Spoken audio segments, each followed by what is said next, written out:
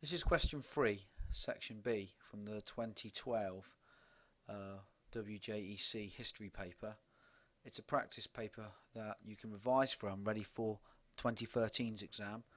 This section here is really important you revise the subject knowledge and how to use the sources, because this is going to be the compulsory question we believe this year, and therefore it's imperative that you understand this topic, you learn it, and you absolutely nail this part of the paper, simply because you have to do it. So you start off again with a question worth 2 marks. What does this photograph show you about the Allied bombing raids on German cities? Allied again means the Britain and America bombing of coordinated bombing of German cities in the latter part of the Second World War.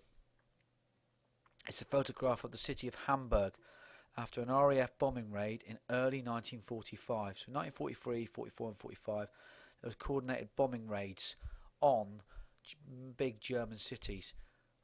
What it shows you is that there was complete devastation. Pick 2 to 3 things you can deduce from the source, you can see from the source, clear facts or deductions from the source. So much so, the bombing was so intense that buildings were flattened. There's no glass left in the windows. Hamburg is absolutely annihilated, or parts of Hamburg.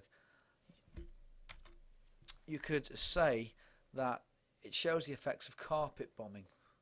Large parts of the city of Hamburg have been completely destroyed. Piles of rubble. The damage is really extensive. Don't spend too long on that previous question, because really you've got to crack on and get your marks on the higher questions. Describe what happened to Germany between 1945 and 1947. It's worth 5 marks. And here you've got to talk about the end of the war and how Germany surrendered in May 1945. There were suicides of the top Nazis, including Hitler, Goebbels, etc., and Himmler. How the Allied armies had invaded Germany, and how the Russian army, the Red Army, was pushing back into Berlin in April 1945, and that defeat was imminent.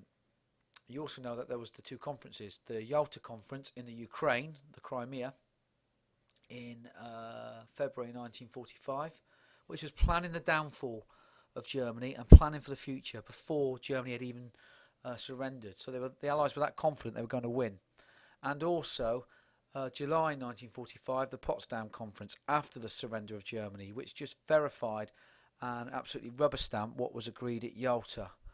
You can talk about how Germany was going to be divided into 4 zones of occupation to rebuild Germany and not tear apart Germany like they'd done after the Treaty of Versailles. The Allies, Britain, France, USA and Russia, who had to be persuaded, were going to carefully construct or reconstruct Germany and work with different zones within Germany. This was effectively dividing the country into 2, wasn't it? Britain, France and USA, West Germany, and Russia, East Germany. Okay. Berlin, on a smaller micro level, was going to have the same effect. It was going to be divided into 4 zones. West Berlin and East Berlin. West Berlin divided into Britain, France and USA, and Russia having the other zone, which was going to be East Berlin. There was going to be the Nuremberg trials, okay, November 1945 and October 1946, where many Nazi leaders were put on trial and sentenced to death or life imprisonment or stern punishment for their part in the atrocities of war. And the program of denazification was started. The Nazi Party were basically banned, dismantled, and all traces of Nazism was taken apart in the cultural, social, political, economic ways of German life. So, for example, there was no literature, the banning of books, the taking apart of the newspapers, the propaganda was dismantled and taken down. The judiciary service was looked at. Those judges who had absolutely lived and breathed Nazism had to be tried and see if they were actually playing a nominal role in Nazism or if they had a large role to play. So there were many changes that happened in 1945. But you got to describe, going back to the division of Germany, you could also say that there was 2 ideological spheres of influence now: capitalism in the West and communism in the East. and really the rebuilding of West Germany was greater in the input the Allies put into sorting out and reconstructing Germany to make it a viable trading partner and to make it a country that could recover, to never repeat through anger the horrors of war ever again. This question is about explaining why the Nazis carried out the final solution. 4 marks. You could give a generalised answer and build upon it to try and become more detailed and accurate in your explanation. You could start by saying that the Nazi campaign against the Jews, it was all part and parcel of this racial ideology, this racial war, and that the Jews were seen as untermenschen, subhuman and evil, and that the Nazis wanted to get rid of all the Jews from Germany and the subsequent countries it had conquered. Therefore, under the disguise of war, it was easy for the Nazis to follow extreme measures, the most extremist being the final solution, the building of death camps and state-sponsored systematic methods of exterminating a whole race of people. Remember, the final solution was not just about ridding Germany of the Jews, it was also about other undesirable untermenschen in the eyes of the Nazis, such as the Gypsies, homosexuals, Jehovah's Witnesses, etc. But a more detailed and accurate explanation would lead you on to absolutely outline that as the Nazi war machine invaded Poland, Russia, and even into the West, France, etc., they had inherited many more Jews. In fact, 3 million more through Poland and 5 million more through Russia. And therefore Jews were herded into ghettos, which were becoming increasingly overcrowded. The Einsatzgruppen and the killing machines that followed the Blitzkrieg was too slow and too time consuming, taking up much manpower and weaponry to establish and to achieve. Therefore they needed a faster solution. Now this is quite cold and callous and calculative, but the Nazis saw the extermination of the Jews as part of this racial war they were fighting, as well as a physical war. So at the January 1942 Wannsee conference, the top Nazi officials such as Himmler, Heydrich, Eichmann, etc. decided on the final solution. They considered Madagascar, but that would be to deport and resettle in Madagascar, but it would be too expensive.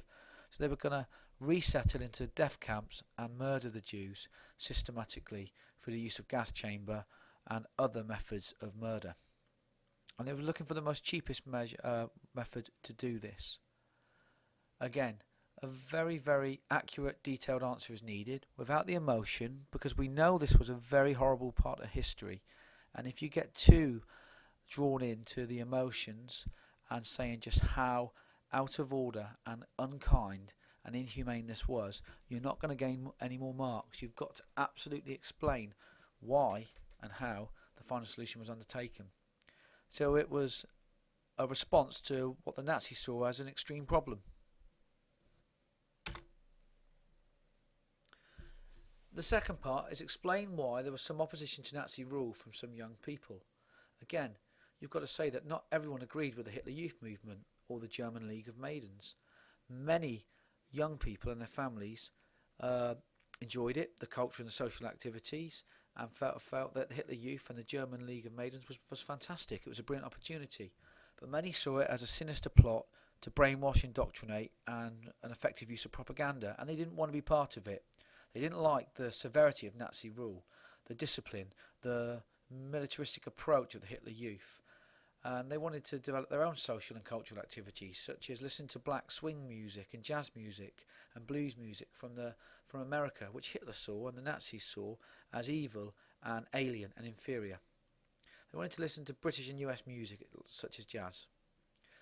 This was the swing youth, the swing movement, who used to shout the phrase "swing Heil" instead of "Sieg Heil" as an active form of defiance, as well as partaking in illegal dances and underground swing meetings.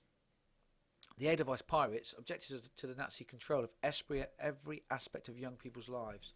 They didn't like how the Nazis infiltrated the mind, the soul and the body. What they wanted was to collaborate with the resistant movements and bring down the Nazis. And the Edelweiss pirates grew their hair long, similar to the swing youth movement, as a way of rejecting the militarism of the Hitler Youth. The White Rose Group attempted to make Germans aware of the atrocities of the regime and really undo the propaganda machine of Goebbels, and actually print leaflets on what things actually were like on the Eastern Front, for example, and the mistreatment of the Jews. These were Munich students, Sophie Scholl and her brother and friends. They were aware of the atrocities against the Jews and the Poles, and they wanted to make ordinary Germans aware of what was really going on. And this is why some young people, a minority, opposed the Hitler movement, the Nazi movement, because they felt that their freedom and freedom of speech and democracy was taken away from them.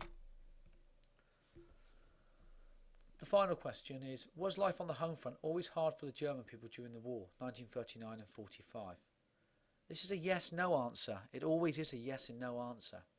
Discuss periods of hardship during the war for the German people, and discuss when life was good or less hard.